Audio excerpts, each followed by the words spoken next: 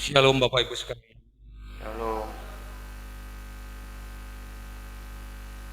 Minggu akhir tahun gerejawi pada hari ini tanggal 21 November 2021.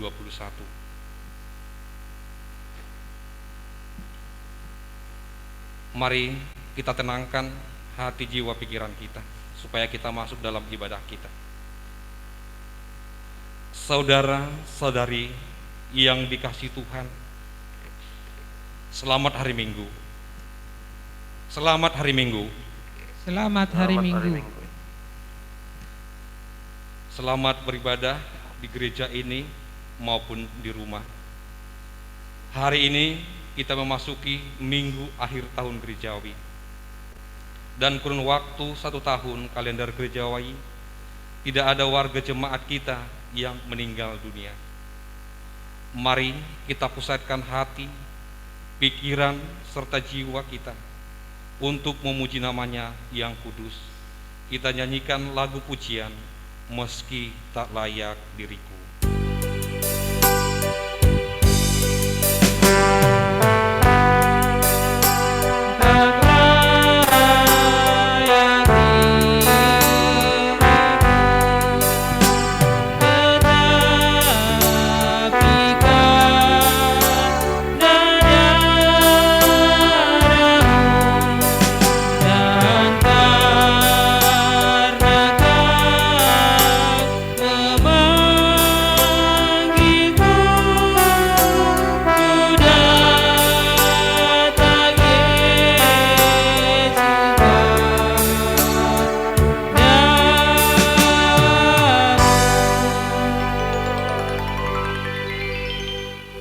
Minggu hari ini adalah minggu akhir tahun gerejawi. 1 tahun sudah kita melampaui kalender gerejawi. Minggu depan kita akan memasuki minggu Advent. Kita diingatkan bahwa segala sesuatu yang ada di dunia ini ada akhir.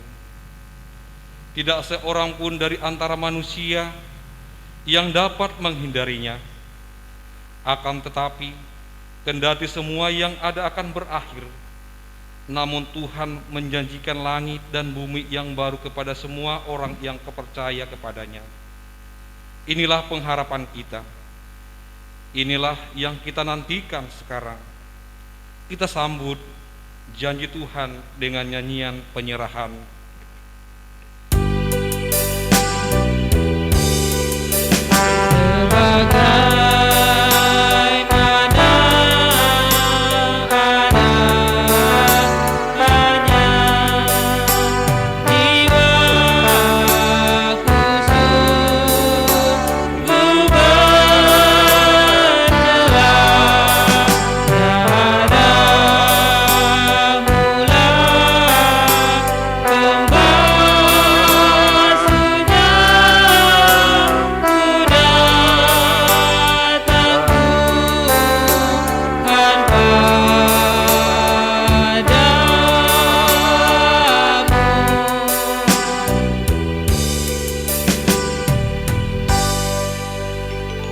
Pada hari ini kita akan mengenang saudara-saudara kita yang telah mendahului kita menghadap hadirat Allah.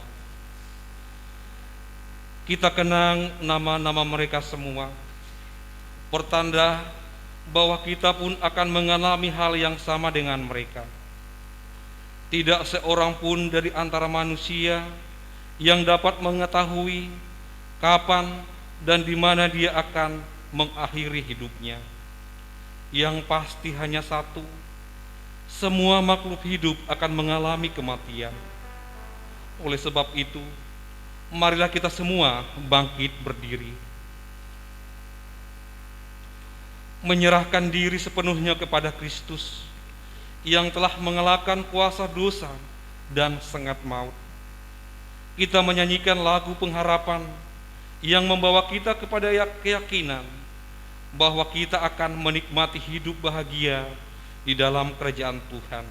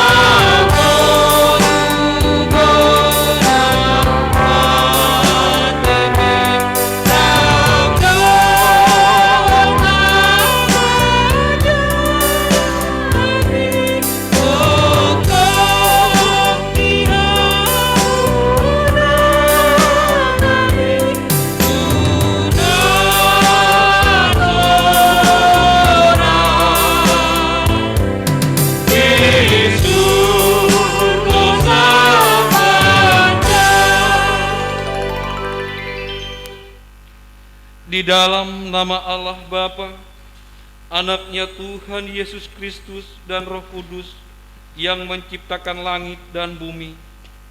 Amin. Semua yang hidup adalah seperti rumput dan segala kemuliaannya seperti bunga rumput. Tetapi firman Tuhan tetap untuk selama-lamanya. Hendaklah engkau setia sampai mati, dan aku akan mengaruniakan kepadamu mahkota kehidupan. Aku datang segera.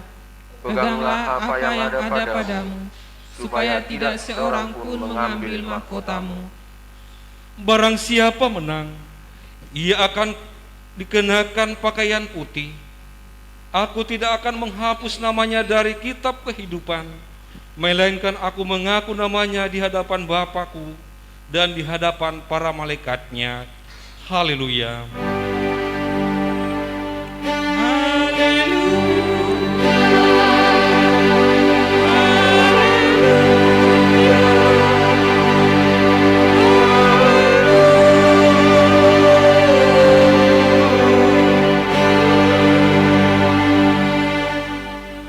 Marilah kita berdoa.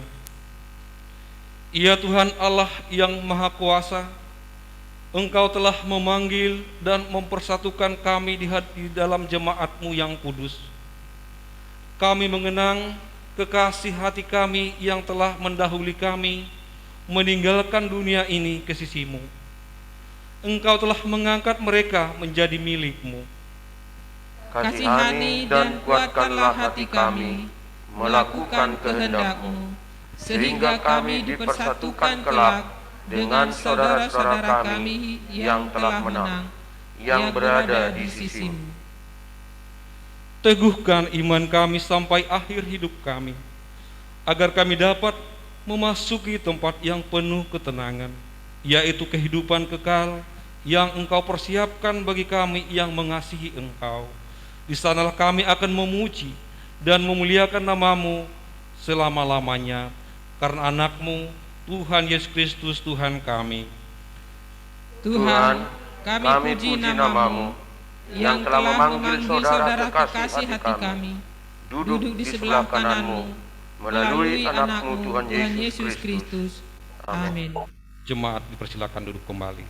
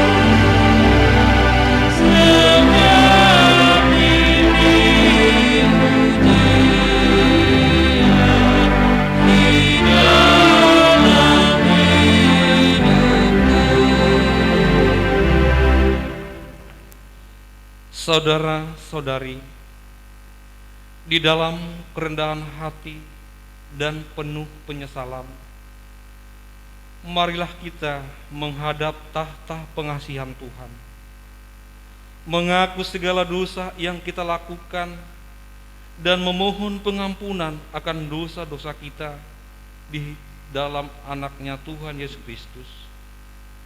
Marilah kita berdoa dalam hati kita masing-masing.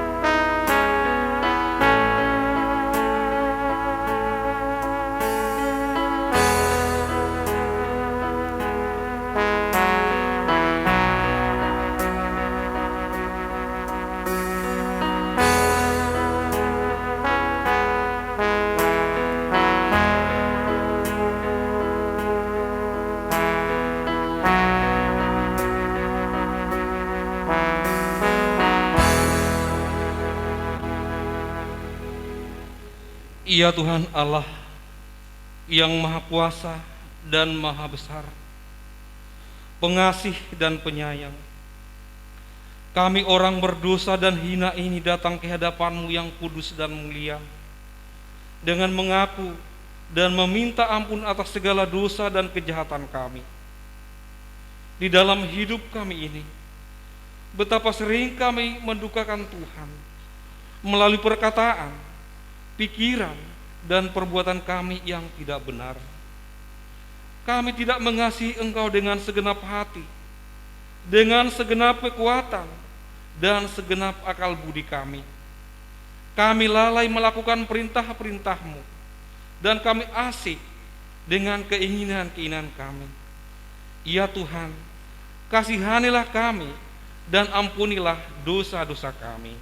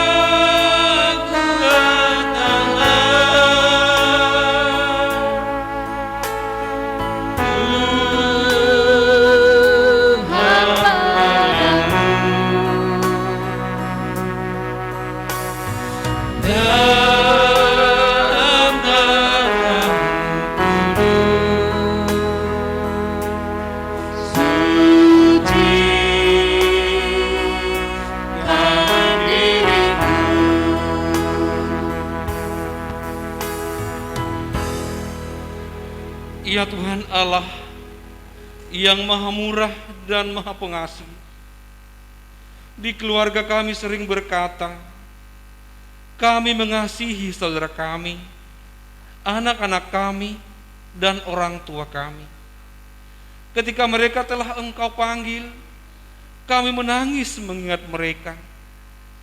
Tetapi ketika mereka masih hidup, kami tidak memperlihatkan kasih kepada mereka. Oleh karena itu, sekarang kami datang ke hadapan-Mu, memohon keampunan dosa kami. Tolonglah kami, agar kami dapat bertobat dan meninggalkan segala kejahatan kami. Karena Yesus Kristus anak Allah yang tunggal.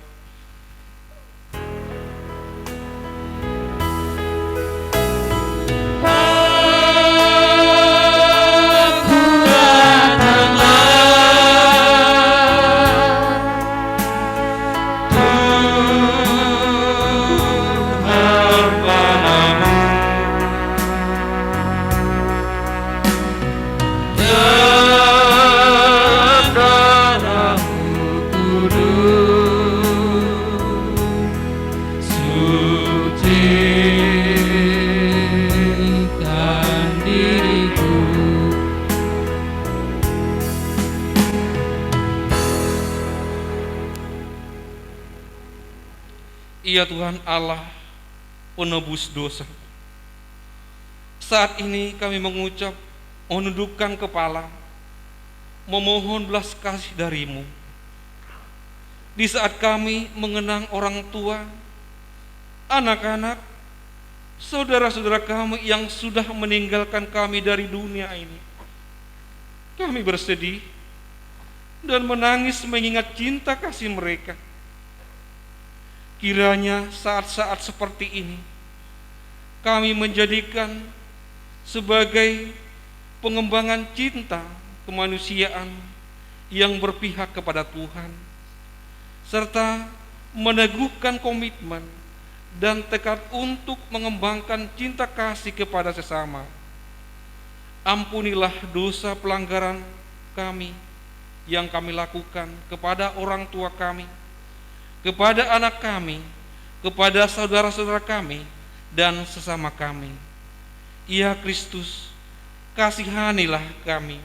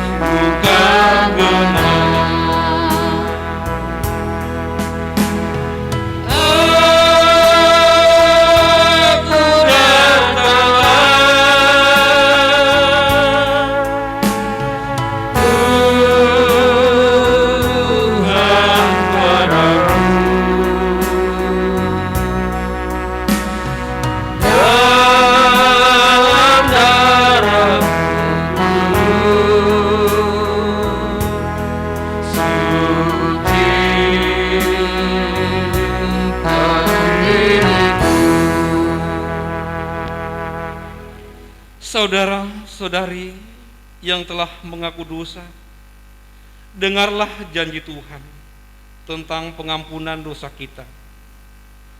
Aku telah menghapus segala dosa pemberontakanmu seperti kabut diterbangkan angin, dan segala dosamu seperti awan yang tertiup. Kembalilah kepadaku, sebab aku telah menebus engkau. Kemuliaan bagi Allah di tempat yang maha tinggi. Amin.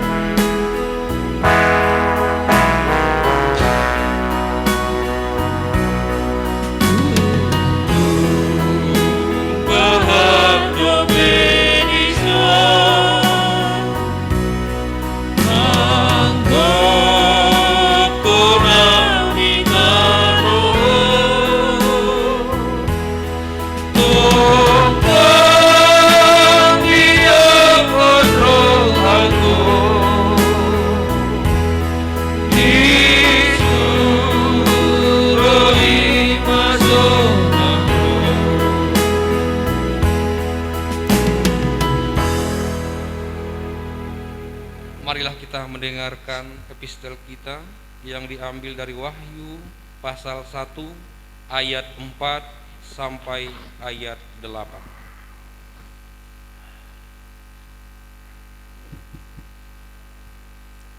Demikian firman Tuhan. Salam kepada ketujuh jemaat. Dari Yohanes kepada ketujuh jemaat yang di Asia Kecil. Kasih karunia dan damai sejahtera menyertai kamu dari Dia yang ada dan yang sudah ada dan yang akan datang, dan dari ketujuh roh yang ada di hadapan tahtanya, dan dari Yesus Kristus, saksi yang setia, yang pertama bangkit dari antara orang mati dan yang berkuasa atas raja-raja bumi ini. Bagi Dia yang mengasihi kita dan yang telah melepaskan kita dari dosa kita oleh darah-Nya, dan yang telah membuat kita menjadi suatu kerajaan, menjadi imam-imam bagi Allah Bapanya. Bagi Dialah kemuliaan dan kuasa sampai selama-lamanya. Amin. Lihatlah, Ia datang dengan awan-awan, dan setiap masa akan melihat Dia, juga mereka yang telah menikam Dia, dan semua bangsa di bumi akan meratapi Dia. Ya amin. Aku adalah Alfa dan Omega, firman Tuhan Allah yang ada dan yang sudah ada dan yang akan datang, yang maha kuasa. Demikianlah firman Tuhan. Berbahagialah orang yang mendengar firman Allah dan melakukannya di dalam hidupnya. Amin.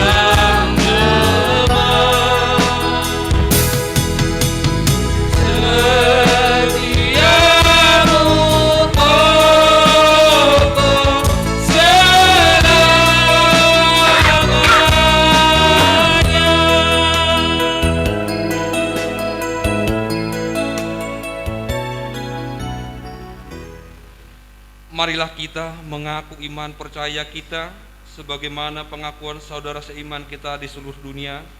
Kita bersama-sama mengucapkannya. Aku percaya kepada Allah, Bapa yang Maha Kuasa, Khalif langit dan bumi.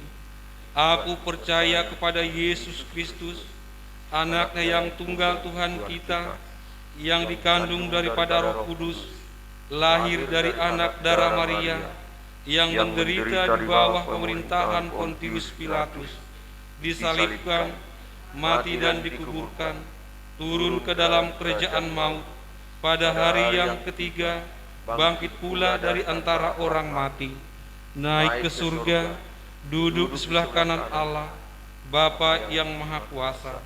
Dari sana akan datang kelak untuk menghakimi orang yang hidup dan yang mati. Aku percaya kepada Roh Kudus, adanya gereja yang kudus dan am, persekutuan orang kudus, pengampunan dosa, kebangkitan daging, dan hidup yang kekal. Amin.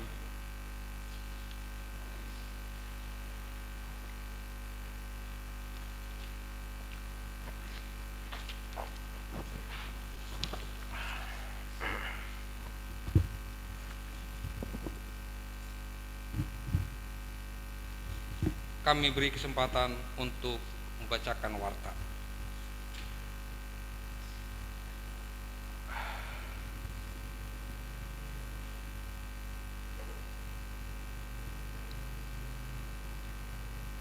Warta Jemaat Minggu tanggal 21 November 2021. Shalom. Pertama-tama kami ucapan puji syukur kita panjatkan kepada Tuhan Yesus Kristus pada minggu ini tanggal 21 November 2021. Kita sudah memasuki minggu akhir tahun gerejawi atau mengenang orang yang sudah meninggal. Di dalam mengenang orang yang sudah meninggal, tidaklah dimaksudkan untuk membawa kita kembali berduka, melainkan mengingatkan kita bahwa hidup adalah singkat dan setiap orang akan mengalami kematian.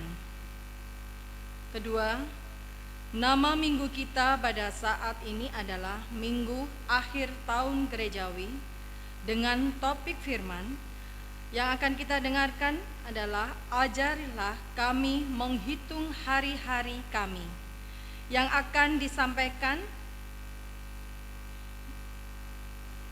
oleh Bapak Pendeta M. Simanu Khalid. Kami sampaikan selamat datang Bapak Pendeta dan selamat melayani yang akan melakukan khotbah untuk hari ini. 3. Keuangan.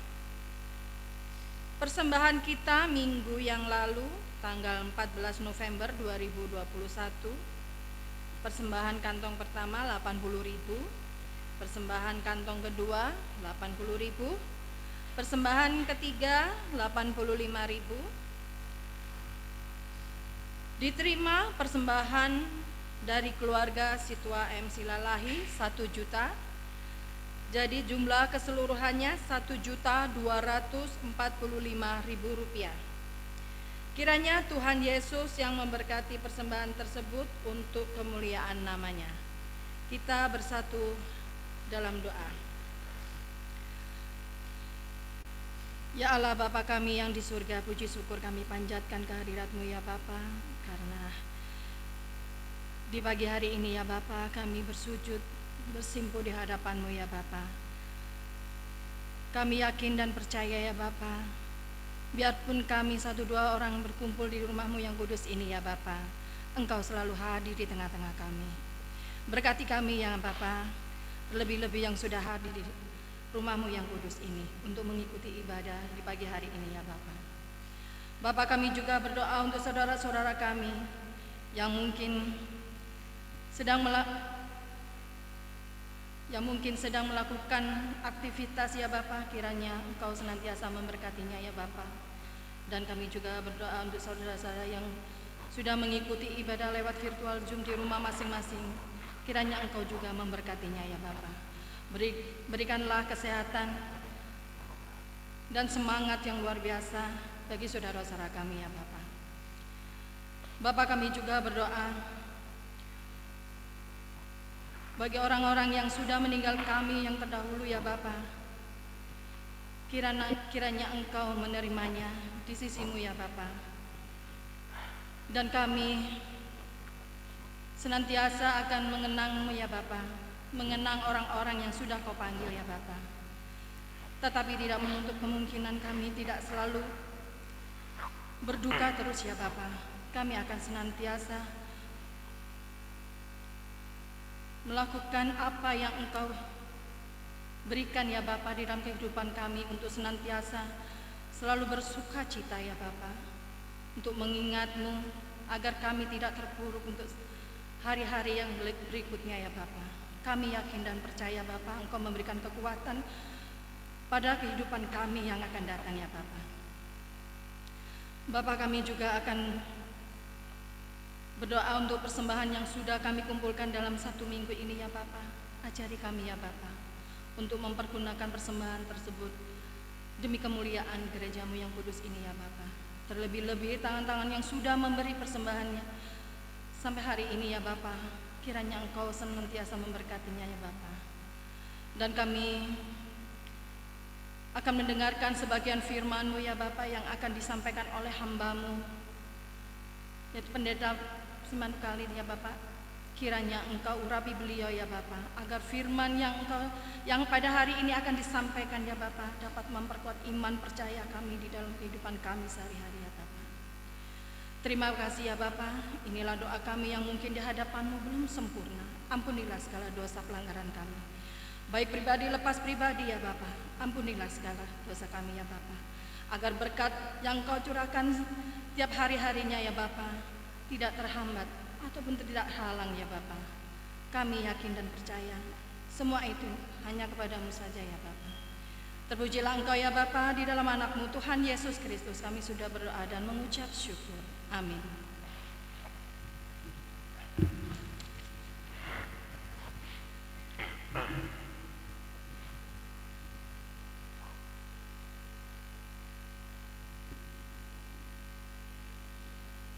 Saudara yang dikasihi Kristus, di minggu penghujung tahun gerejawi ini, kita diajak untuk mengingat saudara-saudara kita yang telah meninggal. Saat ini kita mengingat saudara-saudara yang paling kita kasihi yang telah meninggal.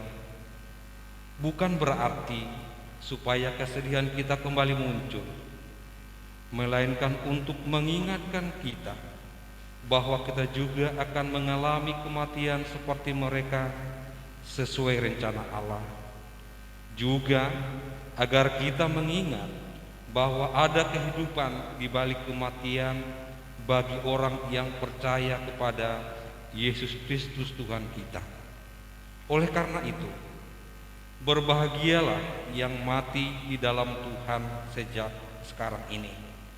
Sungguh, kata Roh, supaya mereka boleh beristirahat dari jerih lelah mereka, karena segala perbuatan mereka menyertai mereka.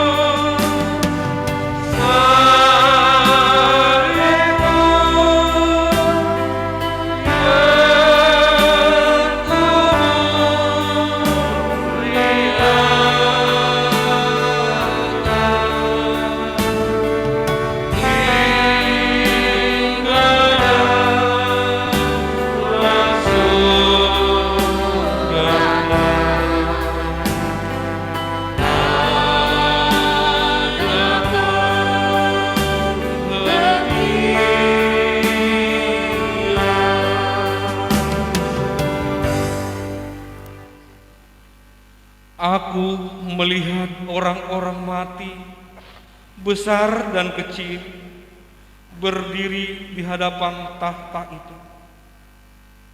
Lalu dibuka kitab lain, yaitu kitab kehidupan. Dan orang-orang mati dihakimi menurut perbuatan mereka, berdasarkan apa yang ada tertulis dalam kitab-kitab itu. Semua kita akan mengalami kematian tanpa mengenal perbedaan yang kecil dan besar, yang tua dan yang muda, yang kaya dan yang miskin, yang kuat dan yang lemah. Semua akan mati pada waktu yang ditentukan Allah, dan pada hari penghakiman akan menerima upah dari yang kita kerjakan. Untuk itu, marilah kita berdiri untuk menghadap Allah, berdoa di dalam hati kita masing-masing, agar kita selalu ingat pada Tuhan dan memanggil namanya sampai akhir hidup kita.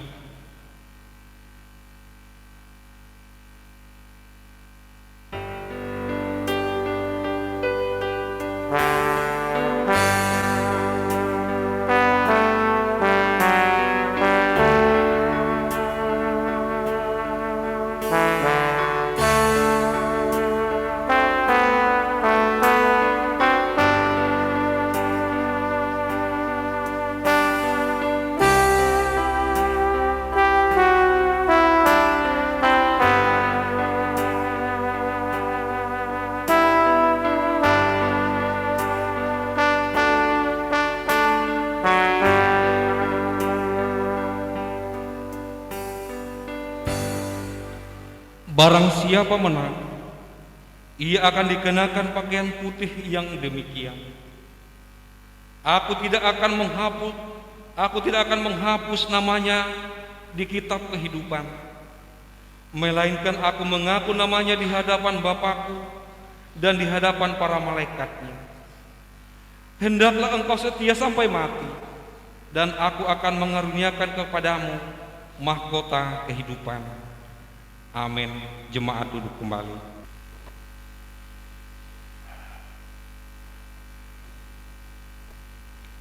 Kita bernyanyi dari Kidung Jemaat nomor 361 ayat 1 dan 2. Seraya kita mengumpulkan persembahan yang pertama dan yang kedua.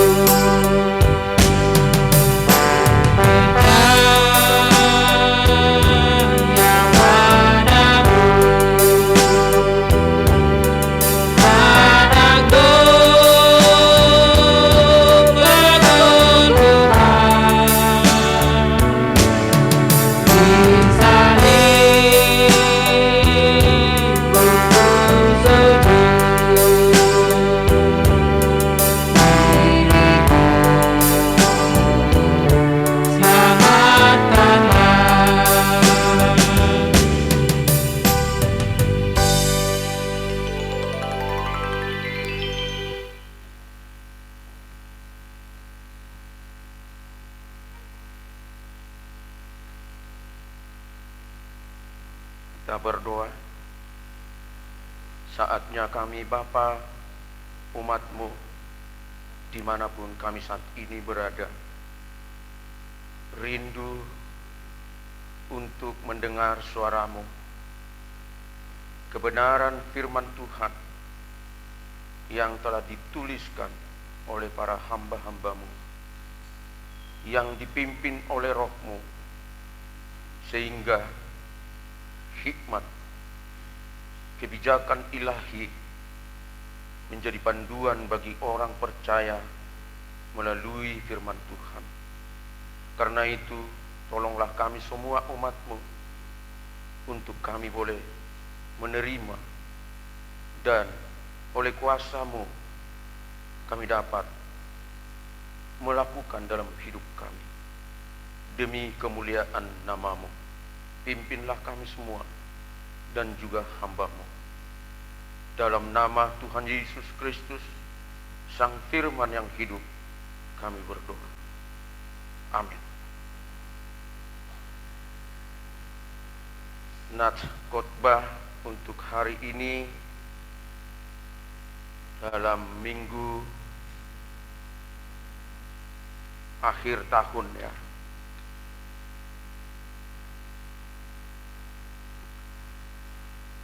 Minggu apa namanya?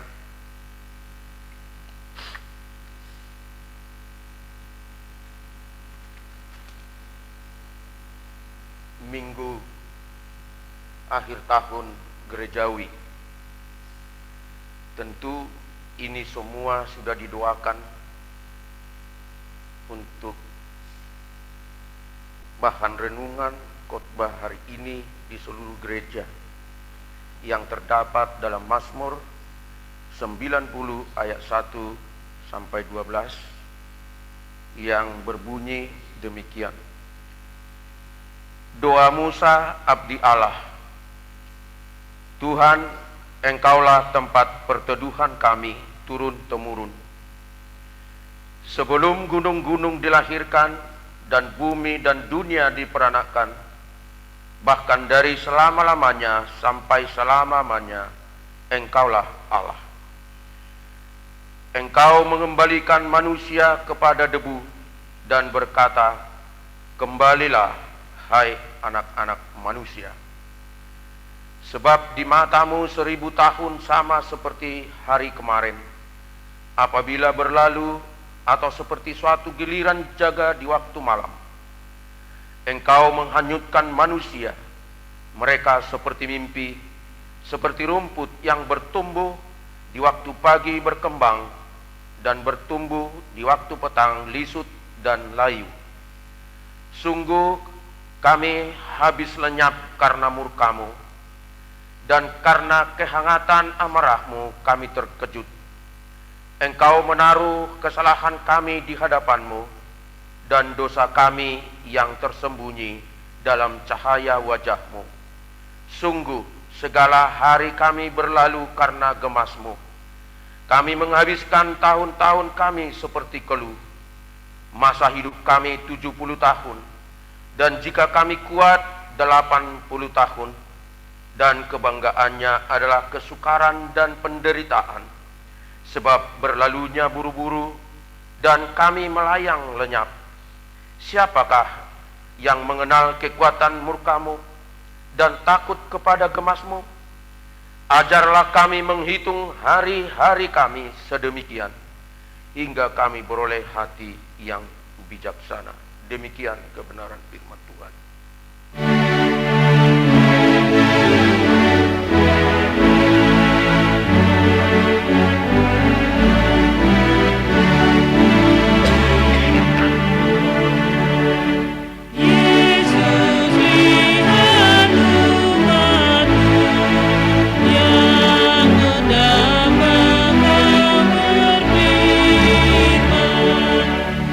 Dan arahkan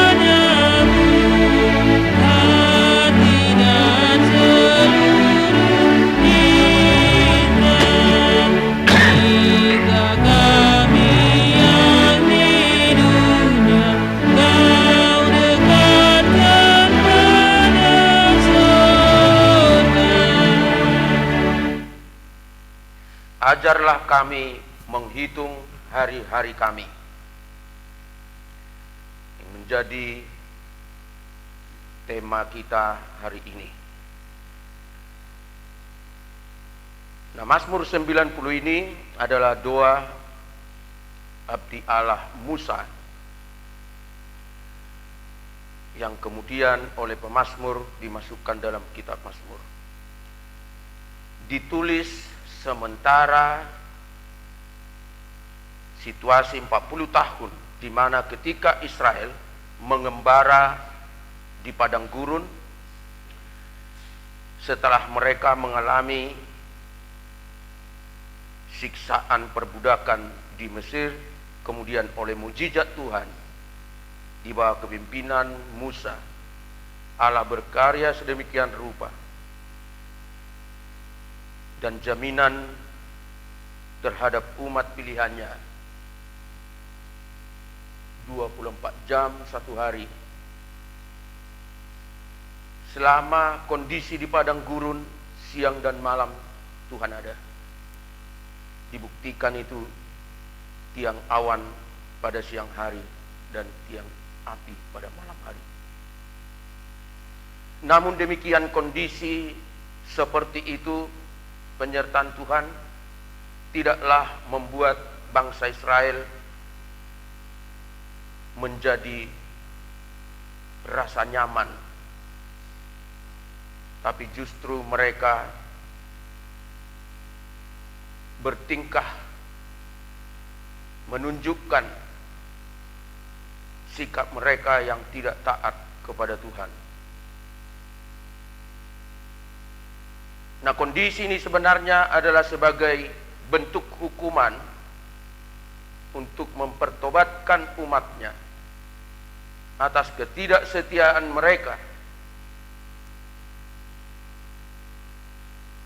Satu angkatan orang Israel, ribuan terpaksa mati dengan cara sangat mengenaskan. Ada yang dipatok ular dan berbagai-bagai penyakit. Janji Tuhan, tanah perjanjian yang penuh susu dan madu, hanya Kaleb dan Yosua yang mencapai, dan generasi yang lahir dalam perjalanan. Minggu akhir tahun, gereja mengingat saudara, anak, ayah, ibu, sahabat yang telah tiada. Semasa hidup mereka punya hubungan yang sedemikian rupa yang tidak mudah dilupakan kita yang masih hidup.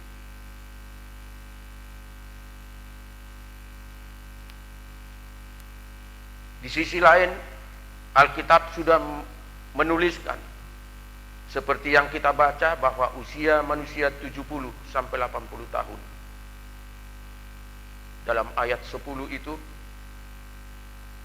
artinya bahwa semua akan mengalami kematian secara jasmani. Pertanyaan akan muncul, mengapa Musa berdoa, ajarlah kami menghitung hari-hari kami?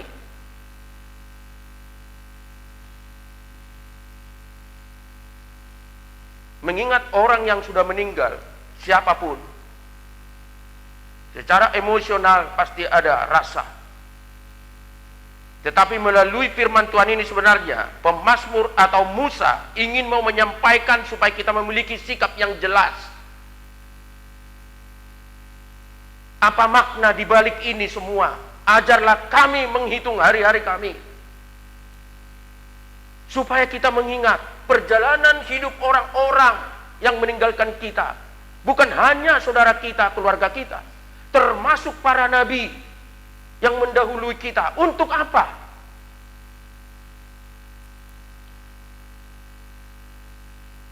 Esensinya di sini. Untuk apa? Jangan sampai kita berada dalam posisi emosional sehingga peringatan ini membawa duka, bahkan satu luka kesedihan. Bukan itu tujuan doa ini. Tapi paling tidak kita akan belajar 3 hal dari doa Musa ini. Tujuan doa ini adalah yang pertama, ayat 1 sampai dengan ayat 6. Agar setiap orang percaya sadar diri dan paham bahwa hanya Allah tempat perteduhan. Tidak ada yang lain. Bukan saudara, bukan jabatan, bukan kekayaan, bukan rumah, gedung, atau apapun yang ada di dunia ini. Hanya Allah satu-satunya perteduhan. Allah tempat perteduhan, yaitu Allah yang kekal.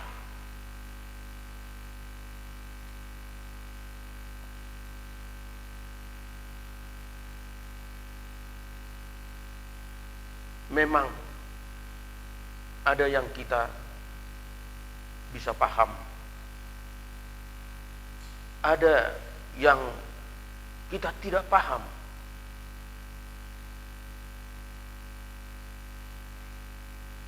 Tentang kematian saudara-saudara kita. Agar kita belajar di dalamnya. Beberapa contoh. Orang meninggal karena sakit. Apa yang kita harus belajar dari itu?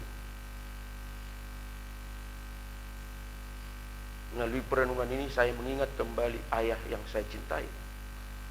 Ketika saya dipanggil Tuhan tahun 82 menjadi hamba Tuhan, saya masih sempat waktu dia sakit tahun 83 saya kembali.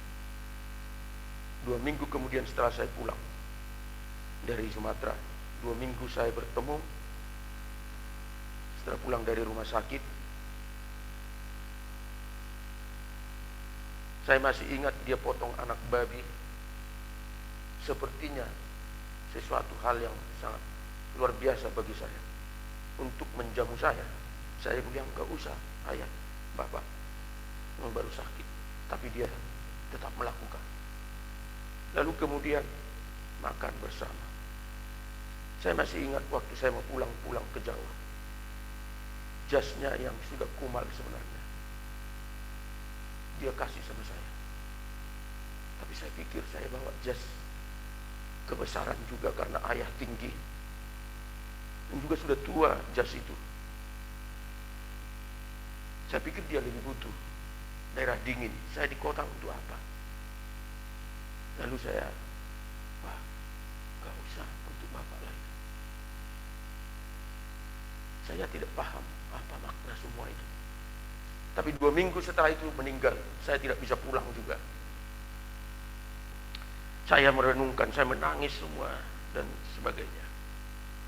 Ya, karena kedewasaan iman saya juga masih baru bertobat waktu itu. Ya. Ada yang kita tidak pahami. Tapi saya belajar dari situ, mengapa ayah saya harus usia belum sampai 70, masih sekitar mungkin 67 lah. Ya. Harus meninggal. Dengan firman Tuhan ini saya belajar, mengapa harus demikian sakit. Karena cara hidupnya yang tidak benar sebagai anak Tuhan.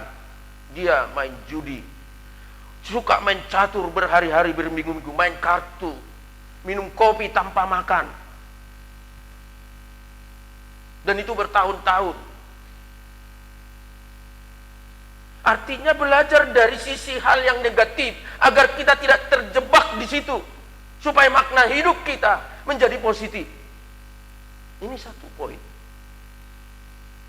Jadi memperingati orang-orang saudara-saudara kita yang sudah mendahului kita, apa yang harus kita ambil dari kehidupan mereka selama hidup.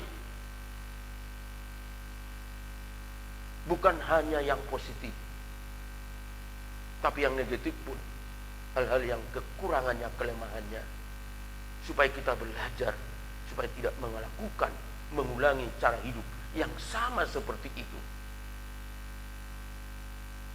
Inilah sebenarnya makna memperingati saudara-saudara kita yang telah mendahului kita. Terutama sebenarnya Musa mau mengingatkan bagaimana orang-orang Israel yang tidak setia kepada Tuhan harus pendek umur dan berada dalam keadaan kematian yang tersiksa karena ketaatannya kepada Tuhan tidak ada.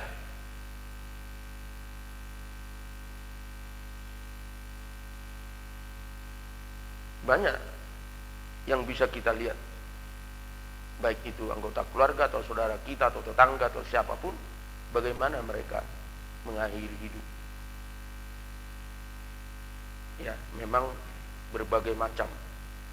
Tapi kalau kita telusuri, ada persoalan-persoalan yang melekat dalam diri manusia yang tidak pernah diselesaikan kepada Tuhan karena tidak tunduk taat kepada Tuhan, sehingga dia mempertahankan gaya hidup yang lama yang berdosa sehingga tidak pernah diselesaikan, sehingga hidupnya terus goncang, tidak menunjukkan identitas sebagai warga kerajaan Allah yang penuh damai.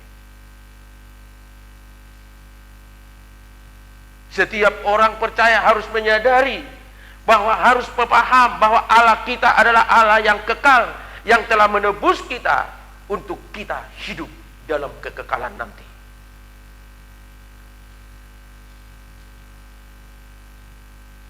Allah tempat perteduhan yang pasti karena Allah yang kekal.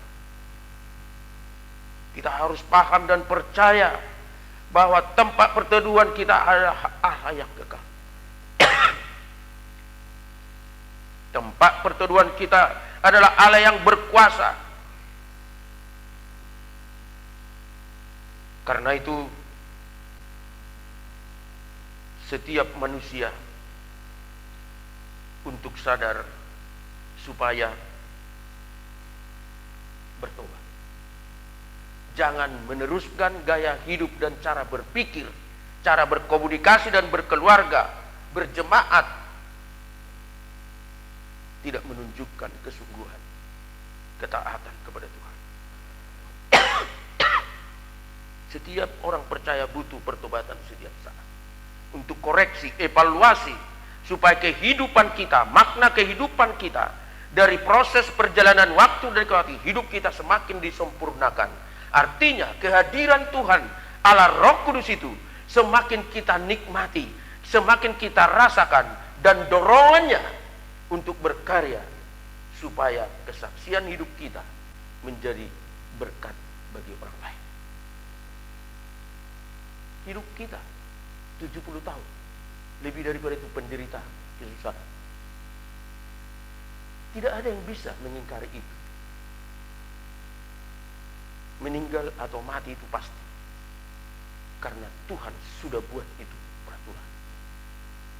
Tidak ada satupun manusia di dunia ini, sekaya apapun, setinggi apapun pengetahuannya atau jabatannya, tetap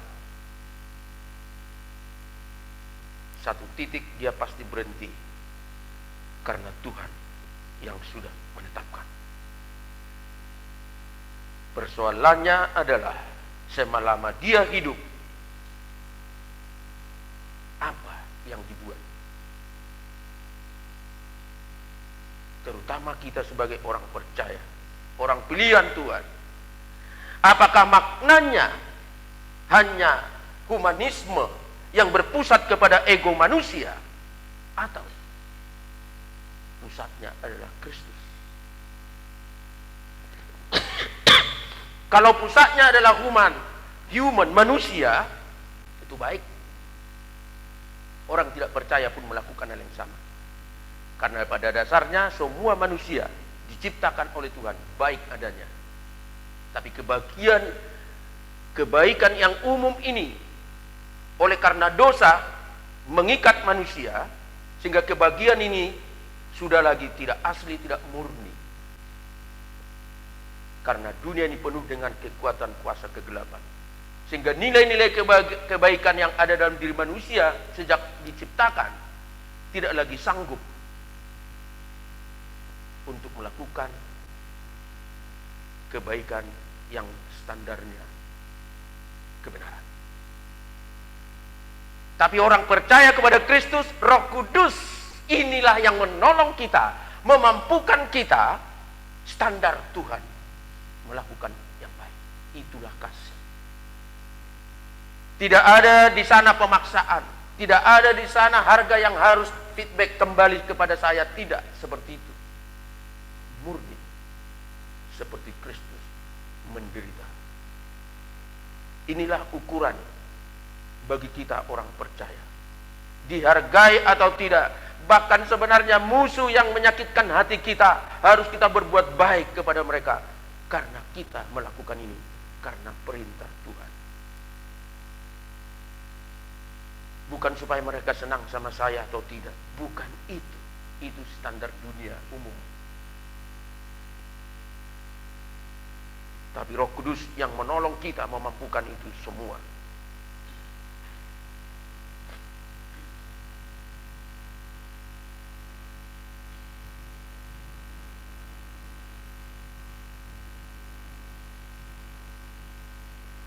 Yang kedua, ayat 7 sampai 10. Sungguh kami habis lenyap karena murkamu, dan karena kehangatan amarahmu kami terkejut. Nah, tujuan doa ini, ajarlah kami menghitung hari-hari kami, supaya kita belajar dalam waktu yang relatif ini, singkat ini, supaya kita semua orang percaya sadar bahwa kita manusia yang terbatas relatif. Apapun yang kita miliki, pengetahuan, hikmat, itu pun adalah pemberian. Karena kita adalah ciptaan. Tetapi kita menjadi sangat berharga di mata Tuhan dibandingkan dengan ciptaan yang lain, karena kita adalah gambar atau rupa Allah itu sendiri.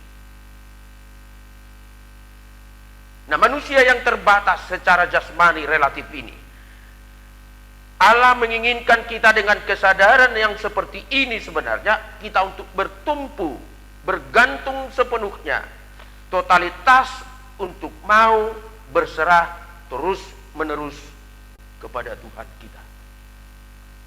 Kita bersyukur dalam perjanjian baru yang disebut Immanuel, Allah menyertai kita, itu Roh Kudus sudah dimeteraikan dalam diri kita. Efesus 1 ayat 13. Jadi Roh Kudus bukan di sorga atau di langit, tapi di hati manusia yang percaya. Dan Roh Kudus itulah jaminan bagian kita untuk memperoleh semua apa yang dijanjikan oleh Tuhan. Artinya Roh Kudus itulah yang sebenarnya memungkinkan kita menikmati apa janji-janji Tuhan dengan sempurna.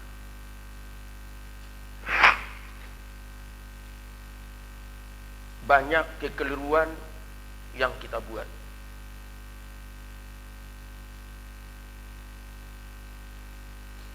Oleh karena faktor kemanusiaan kita, karena dosa dan kejahatan yang ada di dunia ini, dan roh-roh jahat itu yang membelokkan pikiran manusia dari kebenaran.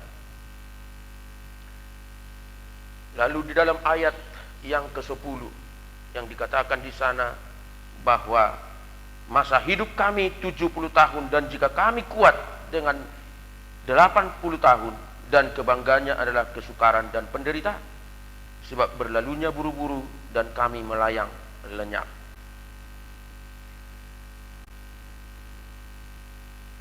Tapi kadang juga yang 70 tahun atau 80 tahun ini banyak disia-siakan pihak kita manusia, karena kesadaran rohani sangat minim.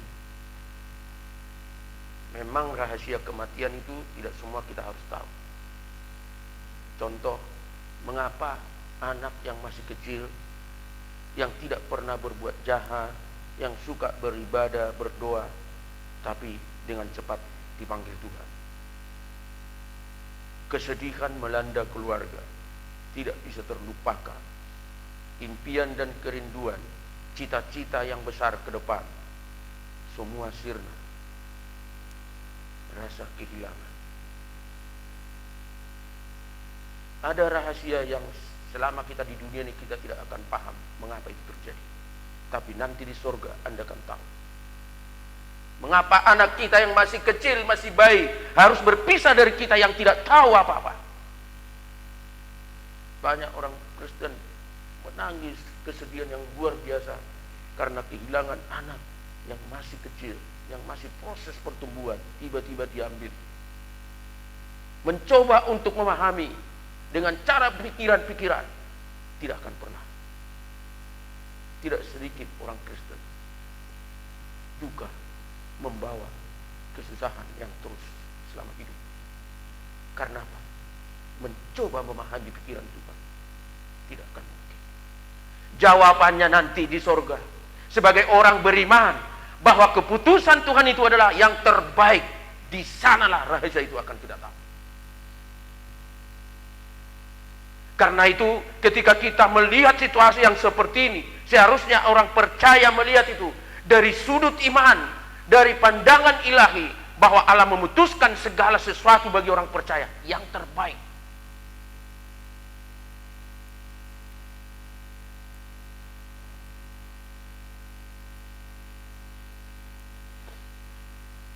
Itu sebabnya memang dalam Tesalonika Paulus juga mengingatkan orang Kristen di Tesalonika, karena ada banyak bukti ada orang yang berduka tidak menunjukkan sebagai orang percaya, karena memang latar belakang paham-paham animisme di bawah. Akhirnya mereka melukai dirinya karena kesedihan kehilangan saudara suami istri. Sepertinya selesai sudah hidup ini. Nah, Paulus ingatkan, jangan berduka seperti orang yang tidak percaya. Karena kita tahu bahwa orang-orang yang dipanggil oleh Tuhan, Tuhan menyediakan tempat yang terbaik usia kapan berapapun. Itu yang harus dipegang sebagai orang beriman. Kemudian mengapa tema ini harus kita belajar? Ajarlah kami. Doa ini sebenarnya bagaimana Tuhan mau mengajar. Kita minta diajari oleh Tuhan. Nah, maksud Musa di sini menghitung hari-hari itu dan orang-orang yang sudah meninggal. Kita belajar dari kehidupan mereka, baik itu yang kurang baik ataupun yang baik, sebagai pelayan Tuhan atau tidak, orang yang sungguh-sungguh dengan orang yang tidak sungguh-sungguh, bagaimana cara hidup mereka. Ini yang seharusnya dipelajari. Tentu nilai yang kita lihat di sana adalah bukan nilai-nilai yang bersifat sementara, tetapi sebagai orang beriman adalah nilai-nilai ilahi, di mana karya Roh Kudus melekat dalam diri mereka. Bahkan orang beriman, tanda kutip, belum tentu dewasa imannya, tetapi ketika dia meninggal, ada saat-saat teduh untuk menyerahkan dirinya. Sehingga ada orang, dia meninggal, mama saya itu meninggal seperti tersenyum. Nah, sebenarnya makna itu juga, oleh kematian itu membawa perasaan orang lain bahwa orang yang berserah kepada Tuhan memang beda. Jadi segala peristiwa yang diizinkan Tuhan terjadi atas hidup kita, termasuk orang-orang yang tidak percaya pun, bagaimana kematian mereka dan sebagainya, ada banyak pelajaran di situ yang kita ambil, sehingga memperingati orang-orang yang sudah mendahului kita tidak larut dalam hubungan yang dulu atau secara emosional. Karena dampaknya, ya kalau itu membawa dia untuk lebih berserah karena mengerti firman Tuhan, batas usia manusia itu terbatas, lalu dengan kesadaran itu datang sungguh-sungguh kepada Tuhan. Kalau itu tidak terjadi, maka iblis itu pun akan mengintervensi itu, sehingga akan dibawa mimpi-mimpi kenangan dengan ayah, dengan ibu, dengan suami, dengan istri waktu masih hidup. Dan iblis membawa itu ke kekenangan itu, dan dia berada ke masa lalu. Sehingga kesedihan akan terus mengenang, terus lihat foto. Bukan tidak boleh melihat foto orang yang meninggal, tapi masalahnya kalau sampai itu menjadi berulang-ulang dan sampai dibawa di tempat tidur, memperhatikan mama yang sudah meninggal itu,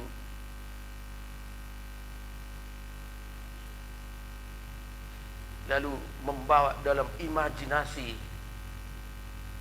tanpa mengikutkan Tuhan, roh jahat biasanya masuk di situ, lalu akan berbisik, pulanglah, pergi kau ke kuburannya, bahwa ini kuburannya sudah penuh dengan lalang, kamu harus ke sana. Ketika ayah saya meninggal kira-kira 3 bulan, mimpi, setengah mimpi saya datang. Dia pakai jas seperti ke gereja, karena ayah saya itu ke gereja hanya sekali setahun atau waktu CD atau tardidi anaknya, sekali setahun, tidak pernah ke gereja. Jadi saya tahu kalau dia itu pakai dasi pas, ya ke gereja. Datang, sekat kagum saya, persis ayah saya, tidak ada kekurangannya, persis. Tapi karena saya sudah belajar firman Tuhan, Roh Kudus menolong saya. Itu bukan ayahmu, tipu si iblis. Karena Alkitab mencatat, orang yang mati dengan orang hidup tidak bisa lagi ketemu. Jadi ternyata gambar ayah saya itu iblis pakai topeng, persis ambil rupa ayah saya, tapi sebenarnya setan mau menipu saya. Apa yang saya lakukan? Usirlah, kata firman Tuhan. Saya usir dalam nama Yesus. Engkau bukan ayahku, engkau penipu, roh pembohong. Engkau mulai hari ini engkau tidak boleh mengganggu saya. Ayah saya sudah di surga. Puji Tuhan, mulai sejak itu sampai hari ini tidak pernah terjadi. Karena iblis tahu konsep saya, sudut pandang saya, sudut pandang firman Tuhan. Jadi hati-hati kita mengenang saudara-saudara kita yang telah meninggal. Bukan tidak boleh untuk kita belajar apa sih kekurangan dan kelebihan mereka, kesetiaan mereka dalam Tuhan bagaimana. Supaya kita belajar dari situ. Itu artinya dalam ayat 12 itu agar kita umatnya, yang ketiga ya, agar kita umatnya sadar bahwa setiap kita perlu apa? Belajar mengenal Allah, takut akan Allah. Yang ketiga, memiliki hati yang bijaksana. Itu yang dikatakan, ajarlah kami menghitung hari-hari kami sedemikian hingga kami beroleh hati bijaksana. Bijaksana punya hikmat, ya. Nah, tapi bijaksana bukan bijaksana sini sana yang dia, tapi ini Alkitab. Dalam Amsal pasal 1 dikatakan, orang yang takut akan Tuhan akan Tuhan beri pengetahuan, sumber pengetahuan dan hikmat adalah takut akan Tuhan. Jadi bijaksana di sini adalah dari Tuhan. Jadi kebijakan kita, hikmat kita untuk memahami hidup ini yang singkat ini, tapi ada nilai kekekalan bagian kita yang sudah dipasti bagi kita orang percaya oleh karena korban Kristus. Sehingga bijaksana itu bukan supaya kita memperoleh seluruh dunia ini, bukan. Tetapi konteksnya ini adalah supaya kesadaran kita, Tuhan memberikan kita hikmat, sehingga nilai hidup ini bukanlah nilai temporal yang suatu saat akan hilang lenyap termasuk fisik kita, tapi nilai kekekalan yang harus menjadi pendorong utama kita berkarya di dunia ini sebagai bentuk pelayanan dan kesaksian hidup kita masing-masing.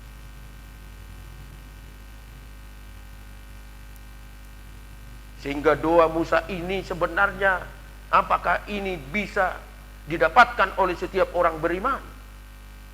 Karena peristiwa kematian saudara-saudara sebangsa dan setanah air yang dikeluarkan dari Mesir dengan susah payah, Tuhan melakukan mujizat, tapi di padang gurun karena makanan yang itu-itu saja, lalu mereka memberontak.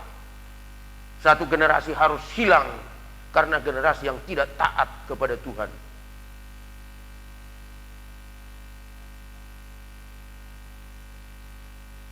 Mereka adalah umat pilihan. Tapi mengapa mereka harus mendapat seperti itu 40 tahun di padang gurun, mencapai tanah Kanaan itu sebenarnya ketika sudah diseberangkan. Kalaupun mereka berlama-lama, 2 bulan sudah sampai sebenarnya.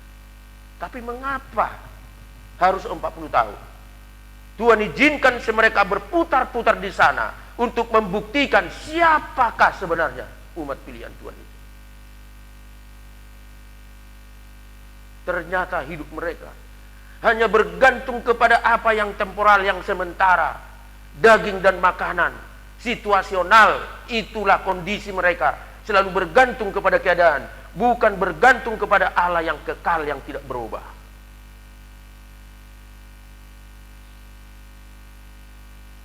Kepada masa kini orang percaya kalau bergantung kepada apa yang ada ciptaan, semua akan berubah-ubah. Maka iman mereka tidak akan tahan uji. Tapi kalau bergantung kepada Allah yang Maha Kuasa, yang tak terbatas, sebagai pelindung, tempat perteduhan bagi kita dalam segala kondisi dan situasi dunia yang sedemikian,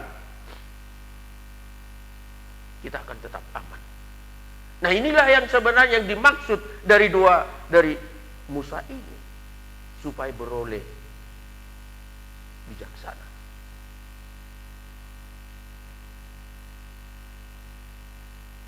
Belajar mengenal Allah, memiliki pengetahuan dan kebijakan, hanya satu syaratnya: takut akan Allah.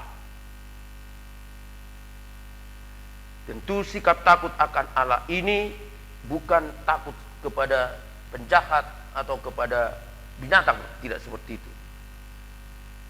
Tapi justru takut akan Allah, makin mendekat, makin merindukan Allah yang sedemikian rupa sempurnanya. Nah, inilah sebenarnya yang didoakan oleh Musa, supaya kami memiliki hati yang bijaksana, sehingga pengertian dan pengetahuan tentang kekekalan di dalam kesementaraan ini mewarnai hidup kita, ya, maka karya kita tidak lagi sekonyong-konyong kita berada pada posisi nilai-nilai untung atau rugi, tidak, bukan itu. Tetapi ketika kita melakukan sesuatu benar di hadapan Tuhan, itulah sebenarnya nilainya. Maka apa yang dikatakan oleh Injil Matius, apa Matius katakan dalam Matius 6:33 itu relevan, sama. Cari dahulu kerajaan Allah dan kebenarannya, semua akan ditambahkan. Jadi karya orang percaya itu sebenarnya adalah bagian dari pelayanan dan panggilannya kepada Tuhan, apapun, dimanapun kita bertugas dalam dunia yang sementara ini. Karena kita tidak bisa terlepas dari nilai kekekalan di mana Roh Kudus yang sudah ada bersama kita. Dalam Amsal pasal 2 ayat 6,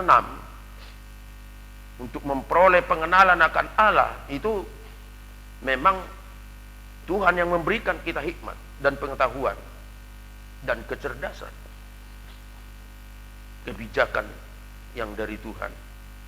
Dengan cara apa? Takut akan Dia. Artinya melekat dengan Tuhan, bersandar kepada Tuhan, sungguh-sungguh percaya hidupnya kepada Tuhan. Maka hari-hari kita yang singkat ini tetap berada dalam kondisi apa yang Tuhan mau sebenarnya. Sekecil apapun, dimanapun kita ada, karya kita berdampak untuk kemuliaan Tuhan. Paling tidak pernah menjadi batu sandungan bagi saudara-saudara kita yang lain. Bijaksana berarti mengerti situasi hidupnya, kondisi yang di dunia ini hanya bersifat sementara, yang suatu saat akan berhenti dan hilang, tidak berbekas, karena harus kembali menjadi debu. Tetapi roh yang ada pada kita bersama Roh Kudus di dalam tubuh yang sementara ini, fisik kita ini, oleh kuasa Roh Kudus dan kebenaran firman Tuhan dan ketaatan kita sebagai manusia ciptaan, maka karya-karya kita inilah yang sebenarnya mengakibatkan Tuhan melihat bahwa fungsi dan peranan kita sebagai umat Tuhan jelas. Dan inilah yang sebenarnya dikehendaki oleh Tuhan bagi umatnya. Ketika Musa diberikan doa seperti ini, menjadi pergumulan Musa supaya umat Israel itu sungguh-sungguh sadar bahwa tempat perteduhan yang tidak pernah berubah oleh keadaan alam semesta adalah Tuhan Allah. Musa mau supaya mereka sungguh-sungguh berlindung dalam perteduhan yang dari Tuhan.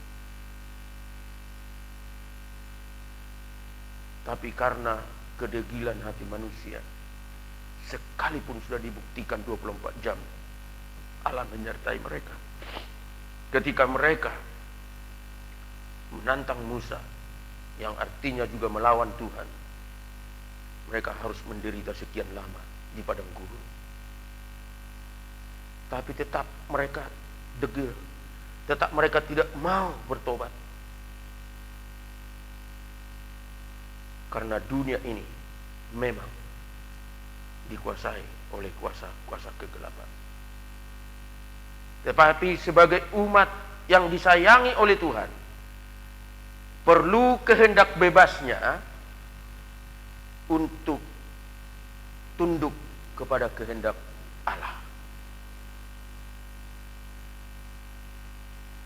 Kan bisa bertanya, nah kalau Tuhan menyertai 24 jam bangsa Israel di padang gurun, tiang awan dan tiang api itu, tapi mengapa Tuhan membiarkan mereka harus berdosa, bahkan mereka mendirikan patung-patung sesembahan? Karena Tuhan tidak memaksa seseorang untuk mengikuti ketetapannya, firman-Nya yang sudah diberikan. Tapi kehendak manusia untuk memutuskan. Kita yang hari ini pun masih ada, kehendak bebas kita tidak pernah dicabut oleh Tuhan. Kita mau sungguh-sungguh atau tidak, itu adalah keputusan kita. Tapi konsekuensi pasti ada.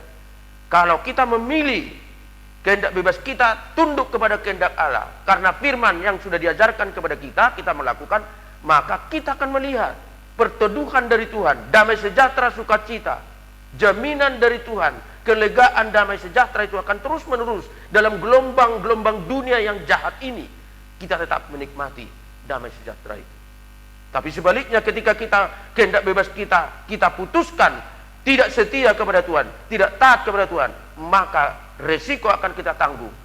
Penyakit akan muncul, ketidaknyamanan, tidak damai, konflik batin, tekanan dan sebagainya, emosi tidak stabil, itu pasti terjadi.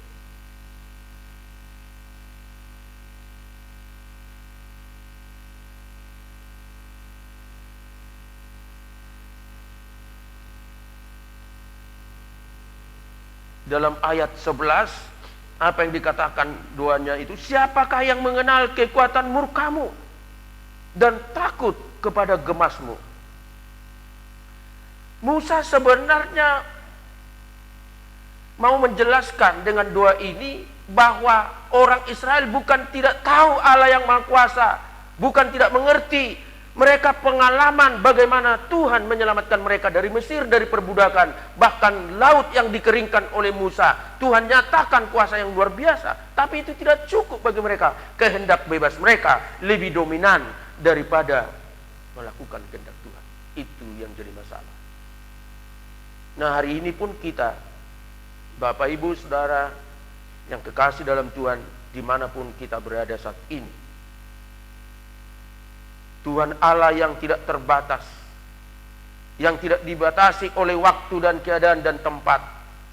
Dimanapun kita di ujung dunia ini, di tempat paling sempit tersembunyi menurut manusia, Dia tetap ada melihat saudara.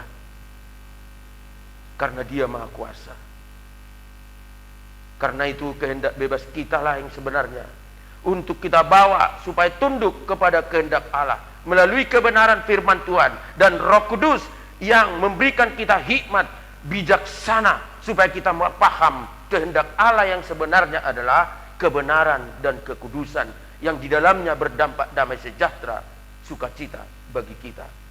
Sehingga kita berkarya di tengah dunia ini yang singkat ini, usia kita ini sungguh akan menyenangkan hati Tuhan dan berdampak kepada orang lain.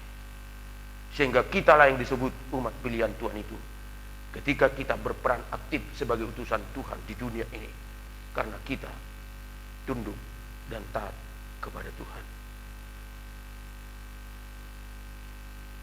Belajar untuk menghitung hari-hari kita, setiap hari yang tidak berbeda satu dengan lain. Semua manusia di dunia ini waktunya sama, satu hari 24 jam.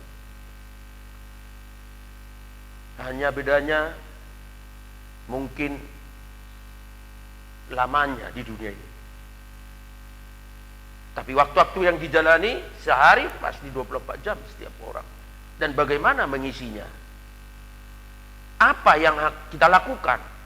Inilah yang sebenarnya yang perlu dievaluasi oleh setiap orang percaya.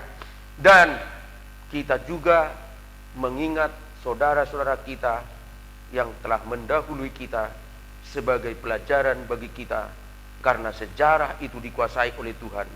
Dan sejarah dan peristiwa-peristiwa yang sudah terjadi di dunia ini dari awal sampai akhir itu sebenarnya untuk kita belajar supaya kita beroleh bijak dari Tuhan, supaya kita memilih mana yang berkenan kepada Tuhan. Dengan demikian berkat dan janji Tuhan yang sudah ditetapkan bagi orang beriman, bagi orang percaya selama hidup di dunia ini, bahkan sampai kepada kekekalan.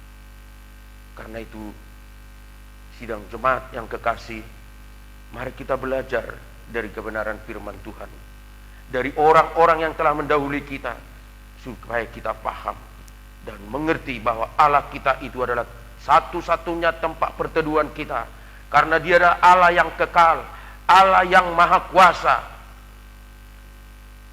Dan supaya setiap kita juga sadar bahwa manusia kita terbatas relatif, yang suatu saat kita harus mengalami yang namanya kematian.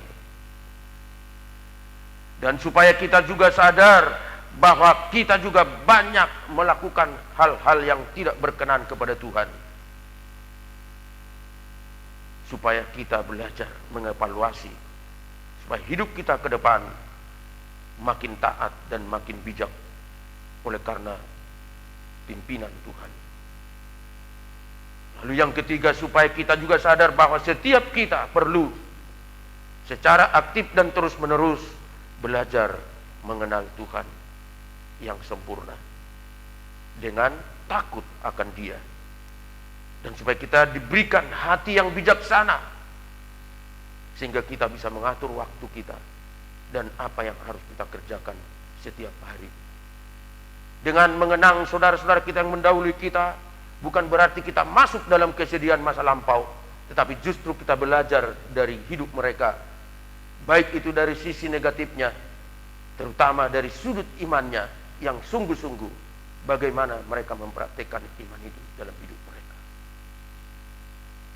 Dengan demikian, memperingati ini berdampak positif, membawa gairah semangat untuk jauh lebih baik ke depan. Dan inilah doa Musa dan kerinduan Tuhan bagi kita umat pilihan. Tuhan Yesus memberkati kita semua. Amin.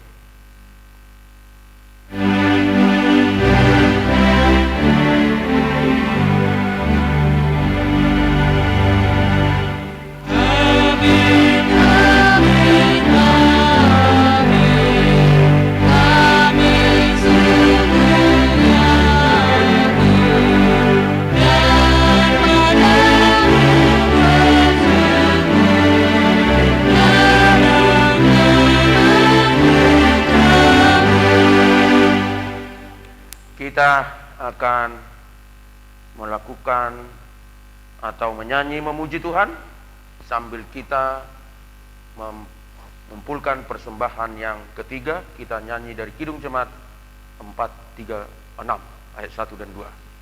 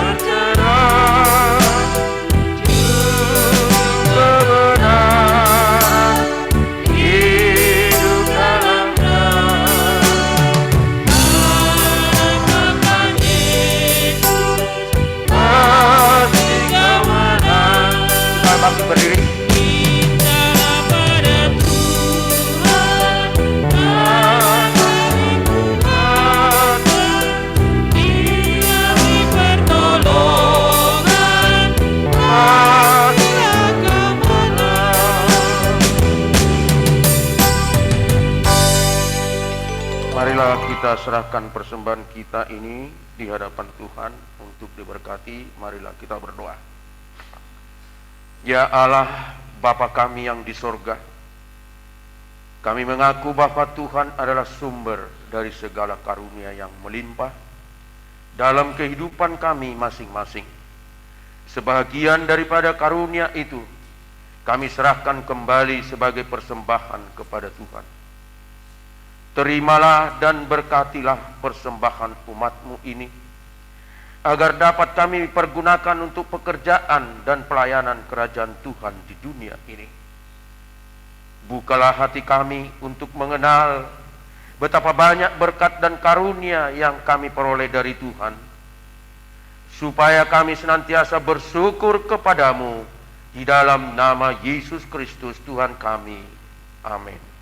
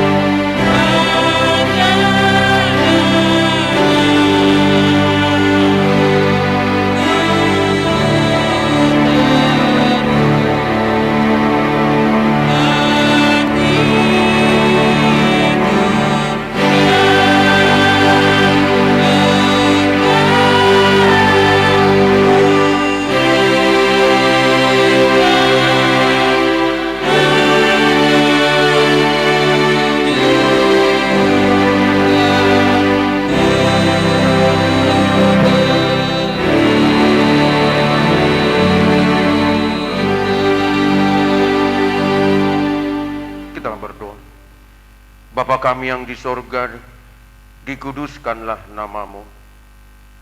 Datanglah kerajaanmu. Jadilah kehendakmu di bumi seperti di sorga.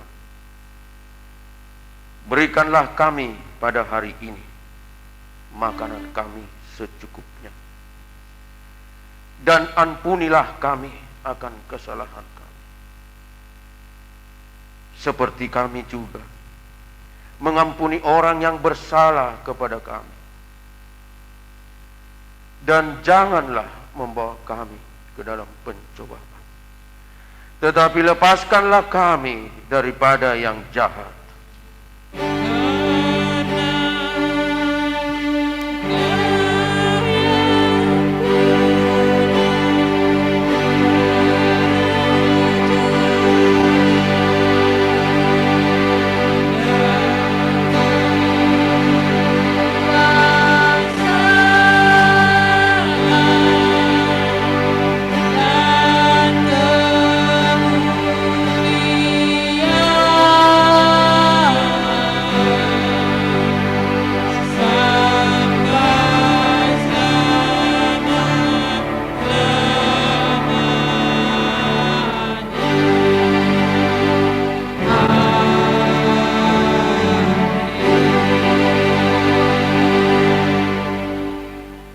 Pulanglah dengan sejahtera dan terimalah berkat Tuhan. Tuhan memberkati engkau dan melindungi engkau. Tuhan menyinari engkau dengan wajahnya dan memberi engkau kasih karunia. Tuhan menghadapkan wajahnya kepadamu dan memberi engkau damai sejahtera.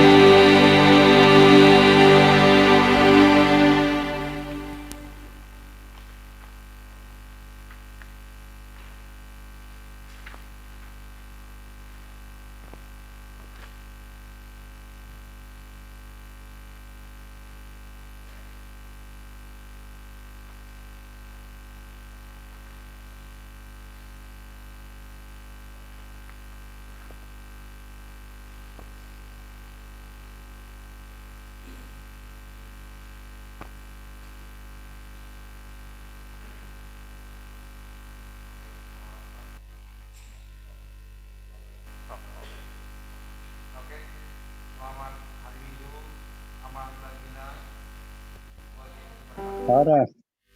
Horas. Horas.